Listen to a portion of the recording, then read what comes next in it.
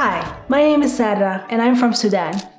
There it is, right there. You may or may not know that my country has been at war for the last 605 days at the time of this recording. Since April 2023, Sudanese people across the world have been raising awareness about the devastating impact this war has had on our people and shining a light on the heroic civilians at the forefront of the humanitarian response. So, you can imagine it was quite a shock when, a few weeks ago, some of us came across a post on LinkedIn, of all places, that started a little something like this. I am profoundly proud to have led and designed the localized emergency response in Sudan.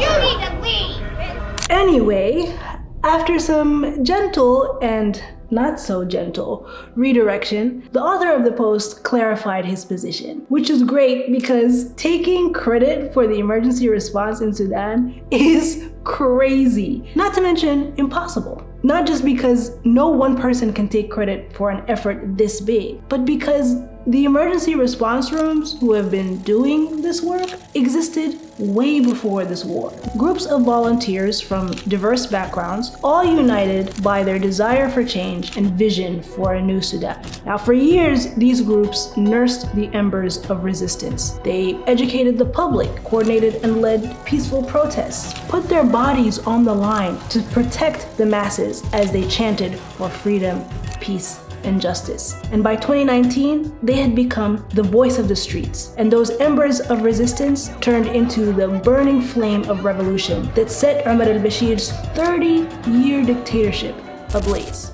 After the revolution, they remained as the backbone of their communities, seeing them through hardship and setback. In 2020, for example, they took the helm of the COVID-19 response, disinfecting communities, providing medical assistance, coordinating the delivery of bread, gas, fuel, literally keeping their communities alive at the height of the pandemic. In 2021, when hopes for democracy were seemingly dashed by a military coup, those committees preserved the flames of resistance, encouraging the people to continue and be steadfast in their demands for a free and fair Sudan. Those protests continued unabated for 2 years until 2023, when war broke out between the Sudanese armed forces, the Sudanese military, and the rapid support forces, eclipsing all hope, or so everybody thought. But the resistance committees, they were ready because they had been warning of this very possibility. So their transformation into the emergency response rooms, it wasn't just heroic, it was immediate. Think Voltron.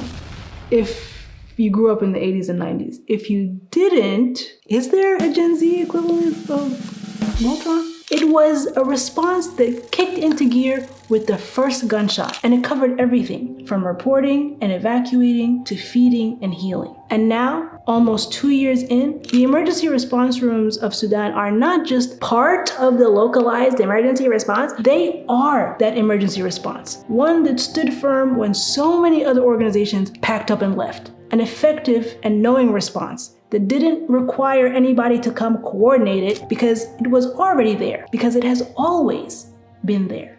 The emergency response rooms of Sudan are the spirit of Nafir in action. They are an undying legacy, a phoenix regenerating through time and space. Simply put, they are the practice of a communal tradition that is embedded in Sudanese DNA. And you know, that's something that not a lot of people know about. And that's okay, because it gives me the opportunity to tell you all about it.